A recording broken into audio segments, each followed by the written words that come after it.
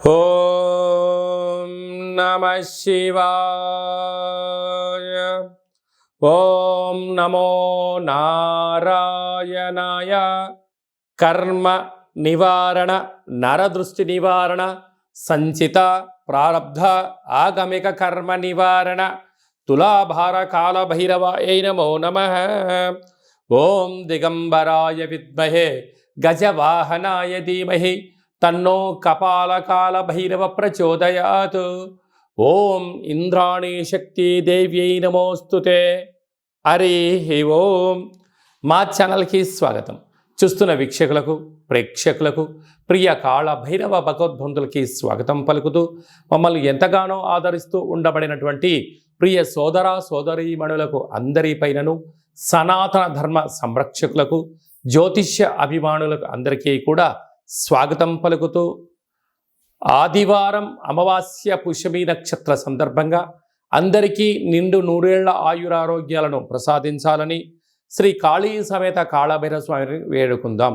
అందులో ఈసారి ఆదివారం అమావాస్య పుష్యమి నక్షత్ర సందర్భంగా రవి పుష్యార్క యోగం అందరికీ కలగాలని, అందరికీ మనతో రాబోయేటువంటి భవిష్యత్తులో ఉండబడినటువంటి 7 తరాల వారికి అద్భుత ధన రాజకీయ యోగ సకల ఐశ్వర్యం ఆనందాన్ని ఆ బుధాదిత్య రాజయోగ కారణము, రవిపుషార్క యోగ కారణము, ఆదివారం అమావాస్య కారణం చేత అందరికీ ప్రసాదించాలని కోరుకుందాం.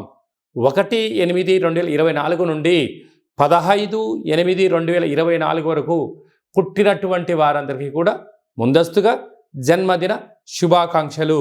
గతంలో వివాహం చేసుకున్న వారికి వివాహ వార్షికోత్సవ శుభాకాంక్షలు. ద్వాదశ రాశుల్లో గ్రహ గమనాన్ని ఒకసారి వీక్షింపచేద్దాం.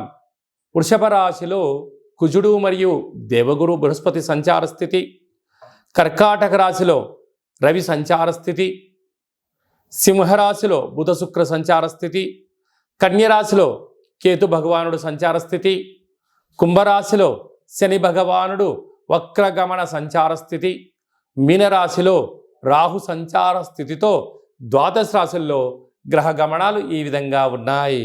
కుంభరాశి వారు ఒకవైపు ఏళ్లనాటి శని సంచార స్థితి, ఆదివారం అమావాస్య పుష్యమి నక్షత్ర సందర్భంగా రవి పుష్యార్క యోగాన్ని, అద్భుతమైన సిద్ధులను, అర్ధాష్టమ కుజుడు అర్ధాష్టమ గురు దోషాన్ని ఎలా తొలగించుకోవాలో ఈ వీడియోలో సవివరంగా సంపూర్ణంగా తెలుసుకుందాం.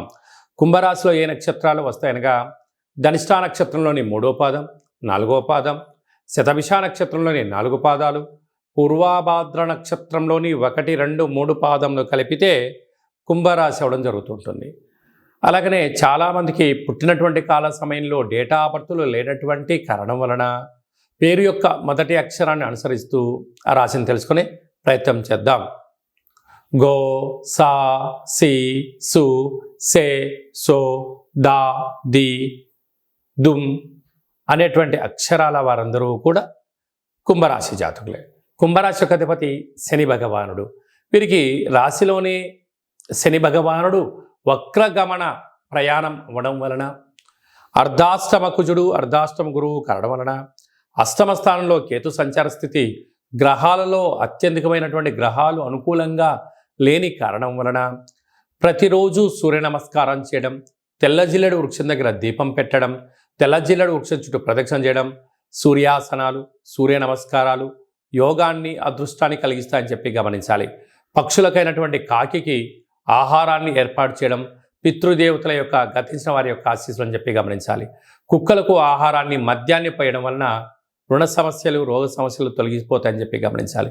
ఇంకొంచెం ఓపిక కలిగింది, తెల్ల జిల్లెడు వృక్షంలో మధ్యలో ఉండబడిన వినాయకుడి రూపాన్ని తీసుకుని వచ్చి సింధూరం పూసి ఇంట్లో పెట్టుకొని తాంత్రిక కాళభైరవ లక్ష్మీ గణపతి హోమాన్ని చేసుకొని ఇంట్లో పెట్టుకున్నట్లయితే ఆరోగ్య సిద్ధి, ఆనంద సిద్ధి, లక్ష్మీ సిద్ధి, వాహన సిద్ధి, ఐశ్వర్య సిద్ధి, విదేశాన సిద్ధి, కటాక్ష సిద్ధి, రాజయోగ సిద్ధి, అమృత సిద్ధి, కలశ సిద్ధి అనేటువంటి 16 రకాల సిద్ధులు కుంభరాశి వారు సొంతమవుతాయని చెప్పి గమనించాలి.